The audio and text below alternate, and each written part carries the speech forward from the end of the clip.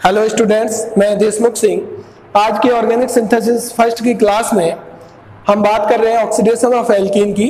और oxidation of alkene का जो अदर मेथड है वो है हमारा by the use of Lemieux reagent. Last videos में हमने ऑक्सीडेशन ऑफ एल्कीन के एक मेथड की बात की थी जिसका नाम था एपॉक्सीडेशन, जो कि पर एसिड की सहायता से किया था। दूसरा जो मेथड है जिसे हम देख रहे हैं oxidation of alkene by Lemieux reagent. What is the Lumix reagent? The Lumix reagent is the mixture of K1O4 and NaIO4. That means the mixture of potassium permanganate and sodium tetraiodate is called Lumix reagent, which is used for the oxidation of alkene. In Lumix reagent, NaIO4 aqueous solution is used and catalytic amount of K1O4 is used. That means K1O4 हम catalytic amount में लेते हैं और NaIO4 का हम aqueous solution लेते हैं, और इन दोनों को जब हम मिला देते हैं तो हमारा Lumix reagent प्रिपेयर हो जाता है, और वो Lumix reagent एल्कीन का ऑक्सीडेशन करने के काम में आता है। तो देखिए रिएक्शन होती कैसे है। जो K1O4 होता है ये पर हाइड्रोक्सिलेशन का वर्क करता है। पर हाइड्रोक्सिलेशन से मतलब है दो OH जोड़ता है और सिनडाइऑल का फॉर्मेशन करता है। सिनडाइऑल का मतलब ये हुआ कि दोनों ही OH जो ये जोड़ता है वो दोनों ही OH एक ही फेज से जोड़े जाते हैं उस एल्कीन के मॉलिक्यूल में। तो KMnO4 का जो यहाँ पर वर्क होता है वो पर हाइड्रोक्सिलेशन का है, और पर हाइड्रोक्सिलेशन से मतलब है कि वो सिनडाइऑल का फॉर्मेशन करता है। ये जो सोडियम टेट्राआयोडेट है NaIO4 वो क्या करता है, जो सिनडाइऑल है उस सिनडाइऑल बॉन्ड का क्लीवेज करता है, और उस बॉन्ड को क्लीव करके इसका किस में कन्वर्ट करता है, कन्वर्ट इनटू कार्बोनिल कंपाउंड। किस में कन्वर्ट करता है, कार्बोनिल कंपाउंड। देखिए NaIO4 के साथ एक HiO4 परायोडिक एसिड होता है, ये दोनों, और एक होता है हमारा PbOAC का लेड टेट्रा एसीटेट, PbOAC का होल 4। ये तीनों रिएजेंट ऑक्सीडेशन ऑफ 1,2-डाइऑल में यूज लिए जाते हैं। 1,2-डाइऑल के यूज में लिए जाते हैं। वो क्या करते हैं, जो भी डाइऑल के बीच का बॉन्ड होता है उस बॉन्ड को तोड़ देते हैं और डाइऑल को तो किस में कन्वर्ट कर देते हैं, कार्बोनिल में। यदि कार्बोनिल हो तो उनको किस में कन्वर्ट कर देते हैं, ये एसिड में, और यदि एसिड हो तो उसे किस में कन्वर्ट कर देते हैं, CO2 और H2 में। कौन कौन से रिएजेंट, NaIO4, HiO4 और PbOAC का होल 4। तो जिसमें से NaIO4, HiO4 इस तीनों वर्कों को करता है, लेकिन NaIO4 दैट मींस सोडियम टेट्राआयोडेट की बात करें वो भी इस वर्क को यूज में करने के लिए यूज में लिया जाता है। तो 1,2-डाइऑल जब हमारे फॉर्म हो जाते हैं तो उनको किस में कन्वर्ट कर दिया जाता है, कार्बोनिल में। तो जब हम एल्कीन का ऑक्सीडेशन ल्यूमिक्स रिएजेंट से कराते हैं तो दो स्टेप में रिएक्शन होती है। पहले स्टेप में ये KMnO4 जो होता है वह पर हाइड्रोक्सिलेशन का वर्क करता है, सिनडाइऑल का फॉर्मेशन करता है, और इस सिनडाइऑल के बॉन्ड को 1,2-डाइऑल को NaIO4 या सोडियम टेट्राआयोडेट के द्वारा क्लीव किया जाता है, तोड़ दिया जाता है, और किस में कन्वर्ट कर दिया जाता है, करेस्पॉन्डिंग कार्बोनिल में कन्वर्ट कर दिया जाता है। अब हम देखते हैं कि KMnO4 जो हमारा है वो एक स्ट्रॉन्ग ऑक्सीडाइजिंग एजेंट है, इसलिए इस KMnO4 को स्ट्रॉन्ग ऑक्सीडाइजिंग एजेंट होने की वजह से ये कार्बोनिल के केस में यदि एल्डिहाइड बन रहा होता है उस एल्कीन से तो इस एल्डिहाइड को किस में कन्वर्ट कर देता है, एसिड में कन्वर्ट कर देता है। यदि कीटोन बन रहा होता है तो कीटोन का इजी गोइंग ऑक्सीडेशन नहीं हो पाता, तो वो KMnO4 भी नहीं कर पाता, और वो क्या रहता है, कीटोन ही रहता है। तो जो हमारा फाइनल प्रोडक्ट होता है oxidation of alkene by Lemieux reagent depend करता है कि एल्कीन किस तरीके की है। क्या हमारा प्रोडक्ट के रूप में एल्डिहाइड बन रहा है, यदि एल्डिहाइड बनेगा तो KMnO4 की वजह से वो सॉल्यूशन में मेन प्रोडक्ट के रूप में एग्जिस्ट नहीं करेगा, और वो किस में चेंज हो जाएगा, एसिड में चेंज हो जाएगा। और यदि एल्कीन हमारी इस तरीके की है कि वो प्रोडक्ट ही सीधा कीटोन बन रहा है तो उसका फर्दर ऑक्सीडेशन नहीं होता है। दूसरी तरफ यदि हम बात करें, क्योंकि पर हाइड्रोक्सिलेशन का जो वर्क है, दो OH जोड़ने का वर्क है, सिनडाइऑल बनाने का वर्क है, वो ऑस्मियम टेट्राऑक्साइड के द्वारा भी किया जाता है और OSO4 के द्वारा भी किया जाता है। यदि OSO4 के साथ NaIO4 को ले लिया जाए तो OSO4 KMnO4 के कंपैरिजन में वीक ऑक्सीडाइजिंग एजेंट है, तो उस कंडीशन में यदि OSO4 भी सिंडाइऑल बनाएगा और NaIO4 उन सिंडाइऑल के बॉन्ड को तोड़ेगा, तोड़ करके उसे किस में कन्वर्ट करेगा, केवल जो रिएक्शन है वो केवल कार्बोनिल तक ही होती है। किसकी प्रेजेंस में? यदि हम OSO4 NaIO4 के प्रेजेंस में रिएक्शन करा रहे हैं किसी भी एल्किन की, तो वो रिएक्शन यदि रीजेंट हमारा ये है तो रिएक्शन यहीं रुक जाती है। लेकिन यदि ल्यूमिक्स रीजेंट से हम एल्किन की रिएक्शन करा रहे हैं तो रिएक्शन कार्बोनिल तो बनता ही बनता है प्रोडक्ट में, लेकिन कार्बोनिल यदि बना है और यदि बनने वाला कार्बोनिल एल्डिहाइड है तो वह सॉल्यूशन में एग्जिस्ट नहीं करता, वो एसिड में कन्वर्ट हो जाता है। यदि कीटोन है तो वह कीटोन की फॉर्म में रहता है, क्योंकि KMnO4 भी उसको ऑक्सीडाइज नहीं कर सकता, क्योंकि जो कीटोन का हम ऑक्सीडेशन कराते हैं वो पोपाफ रूल के अकॉर्डिंग कराते हैं। आइए एग्जाम्पल की सहायता से इसे देखते हैं। ये मैंने आपके सामने एक एग्जाम्पल लिखा है जिसमें ये आपको एसिमेट्रिक एल्कीन यहाँ पर दिखाई दे रही है।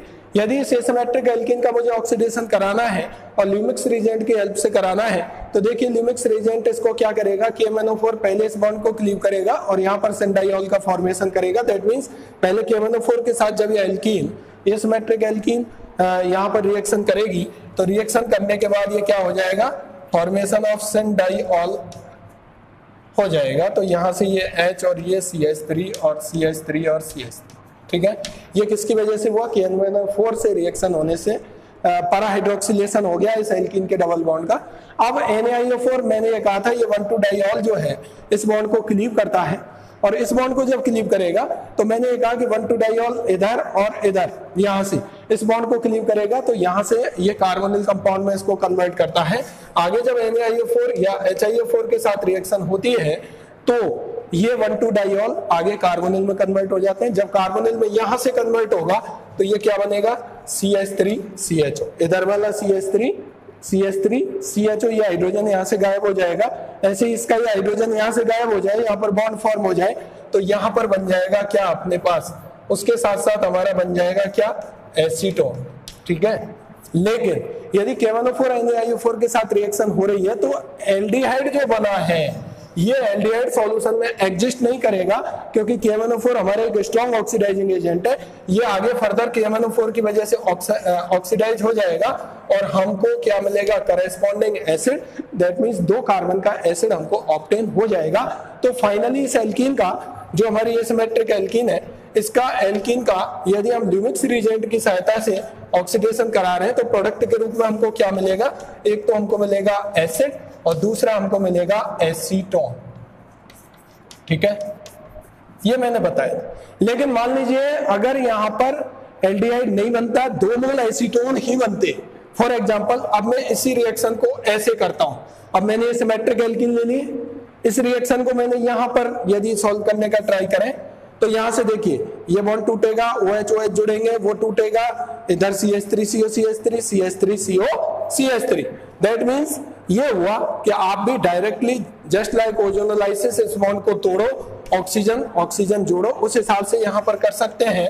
तो CH3CO CH3 plus CH3CO CH3 आपको प्रोडक्ट के रूप में मिल जाएगा। क्योंकि यहाँ पर एल्डिहाइड नहीं बना है इसलिए फर्दर ऑक्सीडेशन नहीं होगा, एसिड आपका नहीं बनेगा। तो ये ल्यूमिक्स रीजेंट डिपेंड करता है प्रोडक्ट हमारा एसिड प्लस कीटोन बनेगा या ओनली कीटोन बनेगा, डिपेंड करता है कि एल्कीन किस तरीके की है, ठीक है। अब हम बात करते हैं नीचे वाले एग्जांपल की। देखिए आप यहाँ पर मैंने दोनों ही रिजेंट लिए हैं। यदि यहाँ पर इस एल्कीन पर KMnO4 NaIO4 रिएक्शन कर रहा है तो यहाँ से ये बॉन्ड टूटेगा, दोनों तरफ OH जुड़ेंगे, यहाँ से ये बॉन्ड इस तरीके से टूटेगा, तो आपका प्रोडक्ट के रूप में क्या मिलेगा, देखिए यहाँ CHO और ये बनेगा CHO।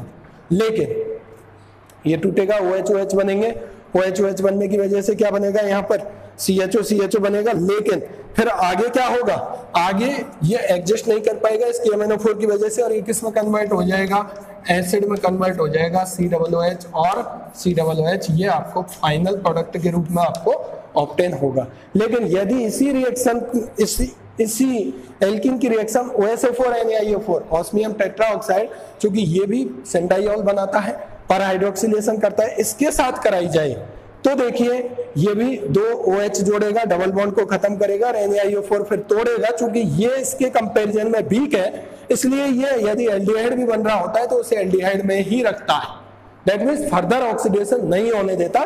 तो ये रिजियो सेलेक्टिविटी के लिए भी हम इस रिएजेंट को यूज में ले सकते हैं। यदि हम ये चाहते हैं कि कोई भी एल्कीन है उस एल्कीन का ऑक्सीडेशन केवल एल्डिहाइड स्टेज तक ही हो, एसिड तक नहीं हो, यदि हम ये चाहते हैं तो हम रिएजेंट के रूप में फिर किसको काम में लेंगे, OSO4 NaIO4 को। यदि हम ये चाहते हैं कि किसी भी एल्कीन का ऑक्सीडेशन एसिड के रूप में हो जाए तो दैट मीन्स उस समय हम लिमिक्स रिएजेंट को यूज में लेंगे। यहाँ पर जो हमारा प्रोडक्ट है वो क्या बनेगा, ये वाला प्रोडक्ट बनेगा जहां पर ये रिएक्शन रुक गई थी, क्योंकि ये क्या करेगा, पहले स्टेप में ये वाला OSO4 संडाइऑल बनेगा ऐसे, और बाद में ये वाला बॉन्ड टूटेगा तो यहाँ से हाइड्रोजन निकलेगा तो ये CHO बनेगा, यहाँ से हाइड्रोजन निकल के ये CHO बन जाएगा और यहाँ पर हमको प्रोडक्ट के रूप में एल्डिहाइड ऑक्टेन हो जाएगा। आगे फर्दर चूंकि ये स्ट्रॉन्ग नहीं है वीक है इसके कंपैरिजन में, इसलिए फर्दर ऑक्सीडेशन यहाँ पर नहीं होगा। यही काम यदि हम करना चाहें किसके साथ, ओजोनोलाइसिस O3